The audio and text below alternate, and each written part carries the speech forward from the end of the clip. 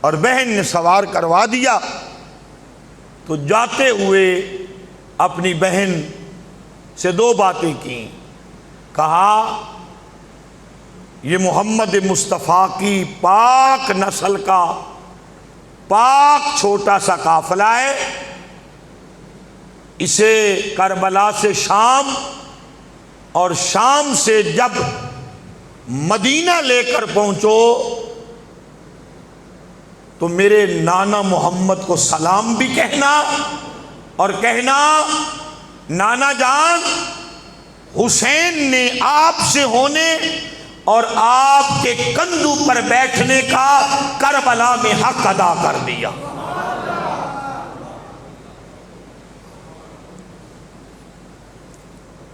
ایک بات کہی اور دوسری بات کیا کہی؟ فرمایا سیدہ علی کی ولایت کی پگ حسن کے سر سے میرے سر پر آئی اور میں نے کربلا کے خونی منازل میں خونی دن کے اندر بابا کی ولایت و امامت کی پگ کا خیال بھی کیا، حفاظت بھی کی، اور با حفاظت وہ پگ میں نے زین العابدین کو عطا کی، اور ماں کی عصمت و طہارت کی چادر روز اول سے آپ پر ہے. اب زہرا کی عصمت و طہارت کی چادر یا سیدہ زینب آپ اس عصمت و طہارت کو کربلا سے شام تک بچاتے ہوئے، شام سے مدینے تک بچاتے ہوئے لے جانا اب آپ کی ذمہ داری اور آپ کا فرض ہے.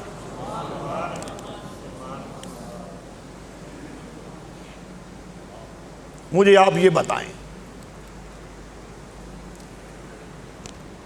شہیدوں نے شہادت کے بعد جاویدانی زندگی پالی، ہر ایک کی جو شہادت ہوتی گئی وہ سکون پاتا گیا، دیدار الہی پاتا گیا. ایسے ہے یا نہیں ہے؟ اور سب سے بڑا امتحان شہید نے امتحان دیا، سب سے بڑا امتحان شہادت کے لحاظ سے سخت ترین تکلیف اور سخت ترین مصائب علام وہ امام علی مقام امام حسین نے برداشت کیا. ایسے ہی ہے نا. اور جب آپ کی شہادت ہو گئی سارے شہیدوں کو بے گورو کفن دیکھنا، ذرا تھوڑا سا آپ اپنے معاشرے اپنے گھروں کو دیکھیں کہ گھر کے اندر ایک لاشا پڑا ہو، جوان کا یا بوڑھے کا، بچے کا،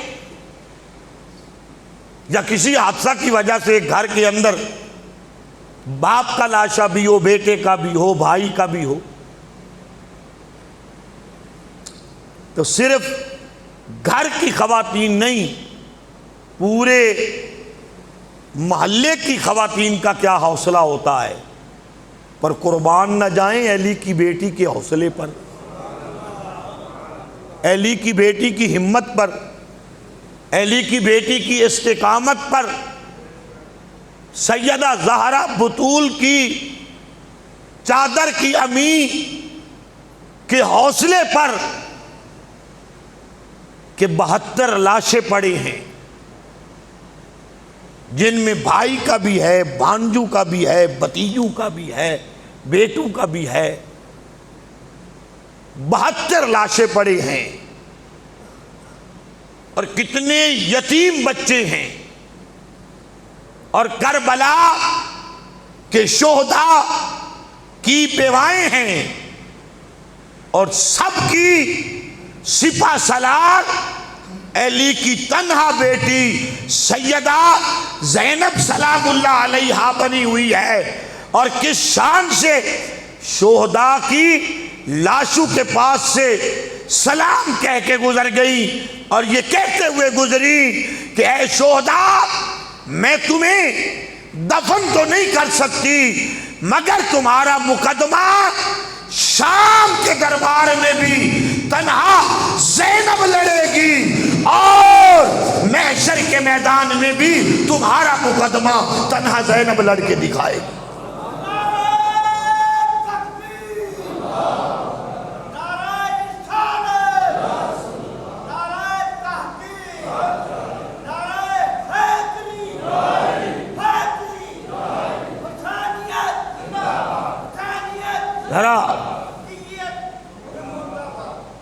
ذرا سنیں آپ،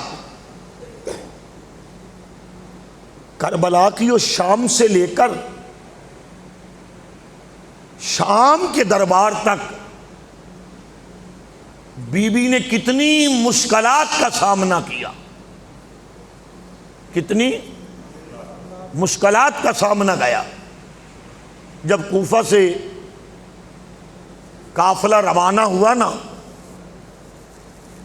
تو رستے میں یزیدیوں کا پانی ختم ہو گیا، یزیدیوں کا پانی ختم ہو گیا۔ وہ ایک صحرا تھا جب دور دور تک کوئی درخت نہیں تھا،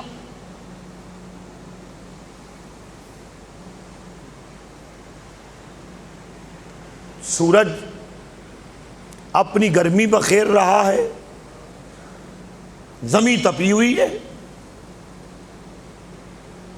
قافلے کا جو یزیدی سپہ سالار تھا اس نے کہا کہ قافلے میں جو یزیدی ہیں اور سپہ سالار ہے اس کے لیے خیمہ نصب کیا جائے، خیمہ لگایا جائے، تمبو لگایا جائے۔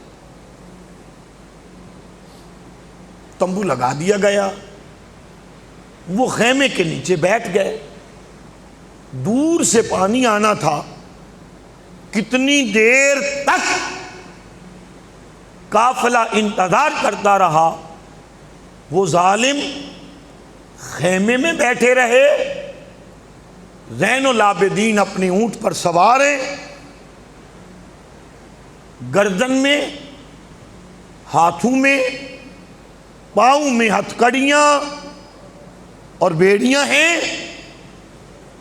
زین العابدین اپنی اونٹ پر سوار ہے اور محمد کی بیٹیاں صلی اللہ علیہ وآلہ وسلم اونٹوں کے کجاووں میں دھوپ کی اس گرمی اور شدت میں اس انتظار میں ہیں کہ یزیدیوں کے لیے یزیدی پانی پئیں، لائیں، وہ پئیں اور قافلہ اپنی منزل کی طرف روانہ ہو۔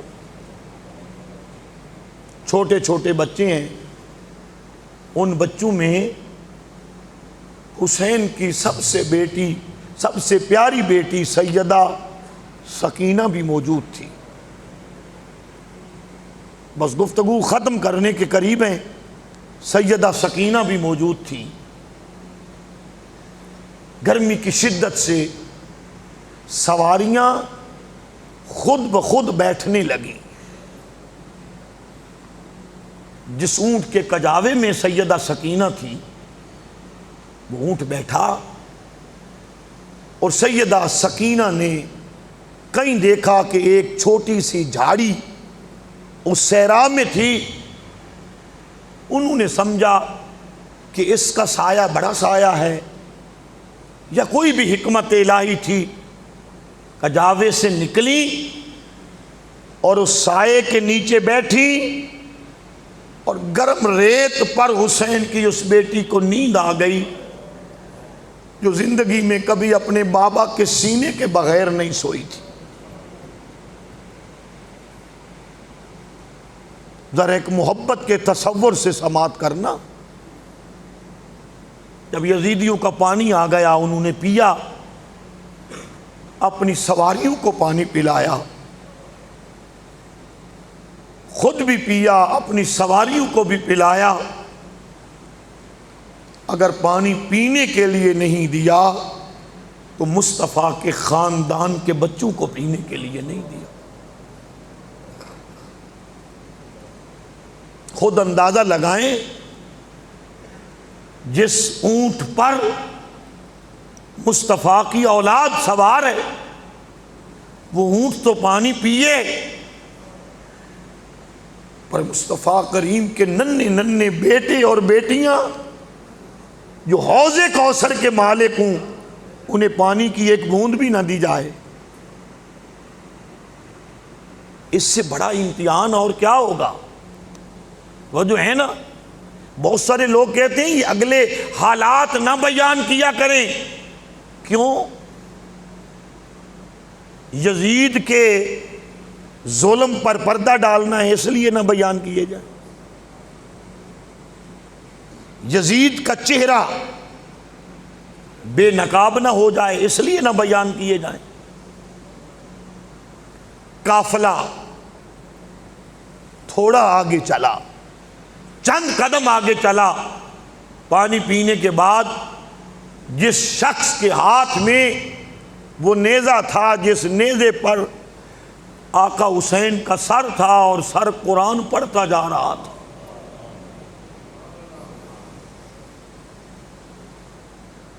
وہ سر خاموش ہوا، نیزہ اس شخص کے ہاتھ سے گرا اور زمین کے اندر پیوست ہو گیا۔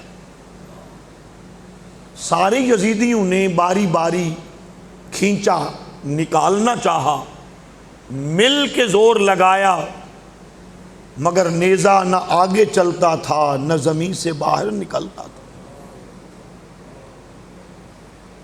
حیران ہوئے کیا ہوا؟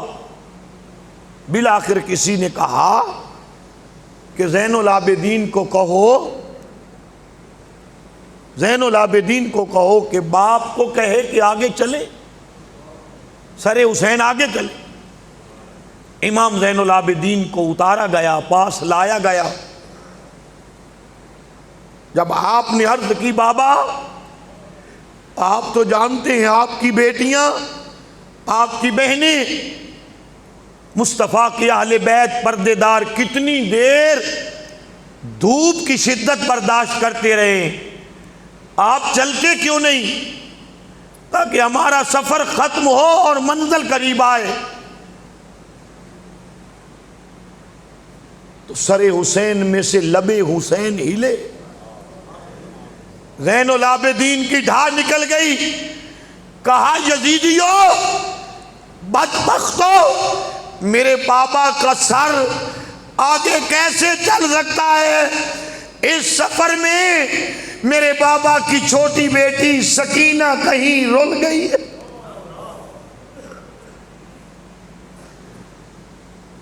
اب پیچھے جانے لگے، انہوں نے سمجھا کہ یہ بھاگ نہ جائیں، اونٹ بٹھا دیے، کہا کوئی اور جائے، اور جانے والا تو کوئی نہیں تھا۔ سیدہ زینب اٹھی، سیدہ سکینہ کو ڈھونڈتی ڈھونڈتی جب اس مقام پر پہنچی نا تو دیکھا سفید چادر میں کوئی لپٹی ہوئی مستور ہے، پردے دار ہے، اور سیدہ سکینہ کو اپنی گود میں لیا ہوا ہے اور اسے کہہ رہی ہیں سکینہ بتا پھر کربلا میں کیا ہوا،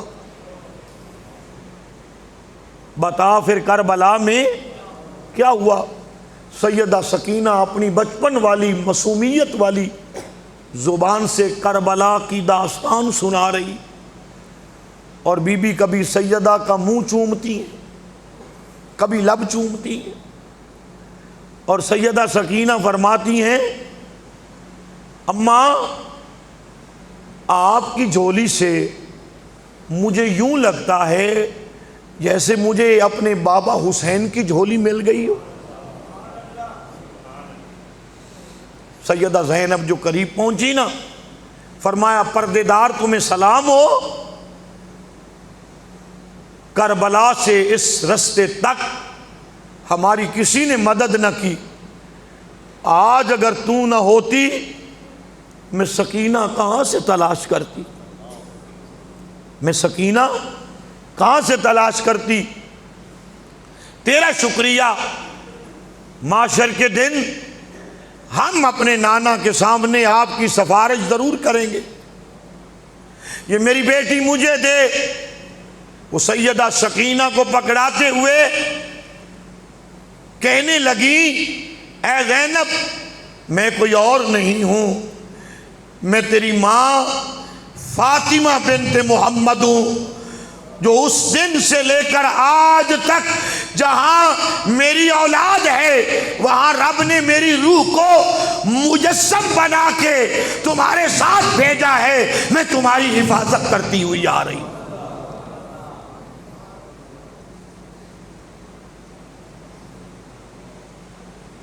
پھر یہ قافلہ، آج ہماری گفتگو کا آخری حصہ ہے، پھر یہ قافلہ جب شام کے شہر میں پہنچا، شام کا وقت تھا، شام ہو گئی تھی، جب شام کے بڑے بازار میں مصطفیٰ کریم کے خنوادے کا قافلہ پہنچا تو دربار کا دروازہ اور شہر کا بڑا دروازہ بند ہو چکا تھا۔ کہا رات ادھر ہی گزار لو، کل دن ہوگا تو پھر ظالم کے دربار میں تمہیں حاضر کر دیا جائے گا۔ شام کے وقت جب یہ قافلہ وہاں گزرا تو دروازے کے ساتھ ایک بڑا مکان تھا، اس مکان سے ایک خاتون آئی جس کے پاس تھوڑا سا پانی ہے، کچھ چنے ہیں، کچھ چادریں ہیں، کچھ خشک روٹیاں ہیں، کچھ تازہ بنی ہوئی روٹیاں ہیں۔ اس نے آ کر امام زین العابدین جنہیں ہتھکڑیاں لگی ہوئی تھیں، بیڑیاں لگی ہوئی تھیں، پوچھا قافلے کا سردار کون ہے اور یہ قافلہ کہاں سے آیا ہے؟ کوئی یہ نہیں بتاتا تھا اس قافلے میں محمد مصطفیٰ کے بیٹے ہیں اور بیٹیاں ہیں، کہتا تھا بادشاہ کی بغاوت کی، معاذ اللہ استغفر اللہ ثم استغفر اللہ، یہ باغیوں کا قافلہ ہے۔ باغی مصطفیٰ کی اولاد کو باغی کہتے تھے، لوگوں کو پتہ نہیں تھا یہ کون ہے، یہ ذرائع تو نہیں تھے نا خبر کے۔ امام فرماتے ہیں میں یہ قبول نہیں کر سکتا، میری سردار پیچھے ہیں۔ سیدہ زینب نے سر جھکایا ہوا تھا اور اپنے منہ کو، چہرے کو چھپایا ہوا تھا۔ جب وہ خاتون یہ خرد و نوش کا سامان لے گئی تو بی بی نے کہا کیوں آئی ہو، کون ہو؟ اس نے کہا میں تو خادمہ ہوں، اس محل میں میری سردار رہتی ہے اور اس کا طریقہ ہے کبھی اگر شام کے وقت کوئی اس بازار میں قافلہ آ جائے انہیں کھانا بھی دیتی ہیں، پانی بھی دیتی ہیں، سونے کے لیے، بچوں کے سونے کے لیے چند کپڑے بھی دیتی ہیں۔ سیدہ فرماتی ہیں کہ جاؤ اپنی سردار کو کہو ہم تجھ سے کچھ نہیں لیتے جب تک خود آ کے ہمیں پیش نہ کرے، خود آ کے پیش، جا کے پیغام دیا۔ وہ مستور اپنے ہاتھ میں ڈنڈا لیے، کمر جھکی ہوئی، چلتی ہوئی آئی۔ بی بی سے جب مکالمہ کرنے لگی تو آپ نے پوچھا بوڑھی اماں آپ کیسے؟ یہ ہمیں کھانا، یہ پانی، یہ چادریں، یہ کپڑے، ہم پر اتنا ترس، اور وہ بھی شام کے بازار میں؟ کربلا سے یہاں تک تو کسی نے مہربانی نہیں کی، اب یہ ایسی مہربانی کا مطلب؟ وہ بوڑھی خاتون کہنے لگی بی بی مسافر، بات یوں ہے میں تھی تو شام کی، مگر بچپن میں گم ہو گئی تھی، مدینے میں علی کے ہاتھ لگی، علی مجھے اپنے گھر لے گئے اور مجھے محمد کی بیٹی فاطمہ الزہرا نے اپنی گود میں رکھ کے پالا تھا، مجھے حسن و حسین کے ساتھ کھلایا تھا، سیدہ زینب کے ساتھ کھلایا تھا۔ جب میں جوان ہوئی تو شام سے میرے اپنے گئے، مجھے بیاہ کر کے لے آئے۔ جب میں آ رہی تھی تو ایک بات مجھ سے حسین نے کی تھی، ایک بات مجھ سے حسین کی ماں نے کی تھی۔ میری سردار نے فرمایا تھا، میری بیٹی تو شام جا رہی ہے، خیال رکھنا جو بھی قافلہ شام کے بڑے بازار سے گزرے ان کو پانی بھی پلاتی رہنا، کھانا بھی دیتی رہنا، پتہ نہیں وہ پردیسی کہیں دور سے نہ آئے ہوں، اور ان میں کوئی تیرے پردیسی بھی نہ ہو۔ کبھی بھی اس دن سے میں یہ کام کرتی ہوں، جب بھی کوئی قافلہ آ جائے۔ فرمایا تو پھر تیرے حسین نے تمہیں کیا کہا تھا؟ کہ حسین نے فرمایا تھا مجھے کہ بہن میں ایک دن تمہیں اس کیفیت میں ملنے آؤں گا کہ تو پہچاننا بھی چاہے گی تو مجھے پہچان نہیں سکے گی۔ اور میں نے کہا تھا حسین یہ کیسے ہو سکتا ہے تو شام آئے اور میں تمہیں پہچان نہ سکوں؟ اور میرے آقا حسین نے کہا تھا نہیں میں اکیلا نہیں، میں اپنے سارے بچوں کو بھی شام لے آؤں گا تمہیں ملنے کے لیے۔ کہا پھر تیرا پیر آیا نہیں؟ کہا آیا نہیں۔ کہا پھر نہیں آئے گا؟ کہا نا بی بی ایسا نہ کہے، میرا مرشد وعدے کا پکا ہے، آئے گا ضرور۔ میں ہر شام کو شام میں بیٹھ کر اپنے حسین کا انتظار کرتی ہوں۔ سیدہ نے فرمایا اچھا بی بی تو نے ہمارا بھلا کیا، ہم تیری مشکل آسان کریں۔ جس حسین کی بہن زینب کے ساتھ مدینے میں کھیلتی رہی ہے، لے میں اپنے چہرے سے ہاتھ اٹھاتی ہوں، دیکھ پہچان ذرا میں کون ہوں۔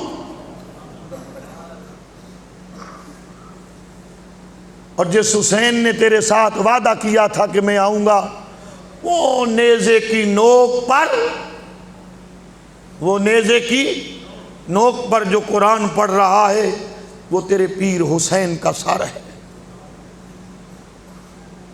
دیکھا نا مصطفیٰ کی بیٹیوں نے کتنا مشکل امتحان دیا ہے۔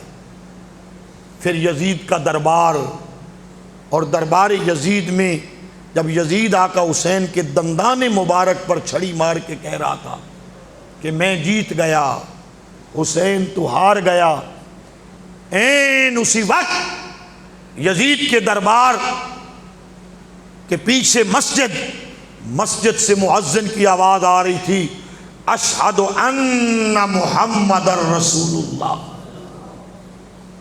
جب مؤذن ان کلمات پہ پہنچا تو علی کی بیٹی للکار کے بولی، یزید پلید بے ایمان قاتل فاسق و فاجر، میں نے تیرے جیسے کمینے کے ساتھ کلام تو نہیں کرنا تھا، بولنا تو نہیں تھا، کیونکہ تو بے غیرت بھی ہے، بے ایمان بھی ہے، کافر و ظالم بھی ہے، تیرے ساتھ بولنا محمد کی بیٹی کو بڑا مشکل ہے۔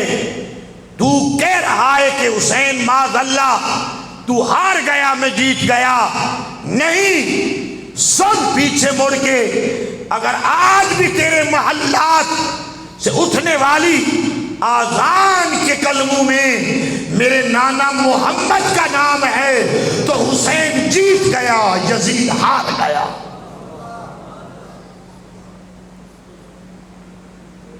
اتنی بڑی للکار سن کے یزید برہم ہوا، اس نے پوچھا یہ کون ہے جو اتنی للکار سے بول رہا ہے؟ کسی نے کہا یہ علی کی بیٹی سیدہ زینب ہے، حسین ابن علی کی بہن ہے، یہ سیدہ زینب ہے۔ اس نے کہا میرے سامنے اتنا اونچا کوئی بولے سر قلم کر دیا جائے۔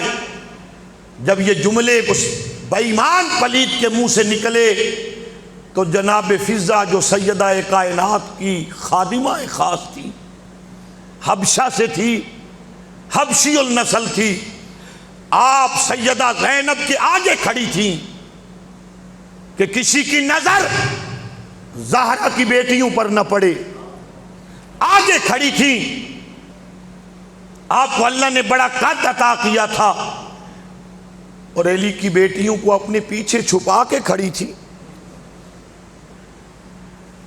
تو جب اس نے کہا نا کہ سر قلم کر دیا جائے تو جناب فضہ آگے بڑھی اور آگے بڑھ کر کہنے لگی نہیں، میرے ہوتے ہوئے کسی کی تلوار علی کی بیٹیوں پر اٹھ سکتی ہے کیا؟ تو یزید نے حکم دیا اس کا سر قلم کر دیا جائے۔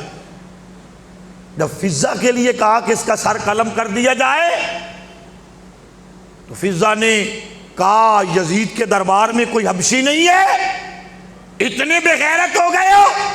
1000 حبشی آگے بڑھا اور تلواریں لے کر فضہ کے سر پہ کھڑا ہو گیا اور کہنے لگا یزید جو حبشہ کی بیٹی فضہ کی جانب بڑھے گا اس کے ہم تیرے دربار میں ٹکڑے کر دیں گے۔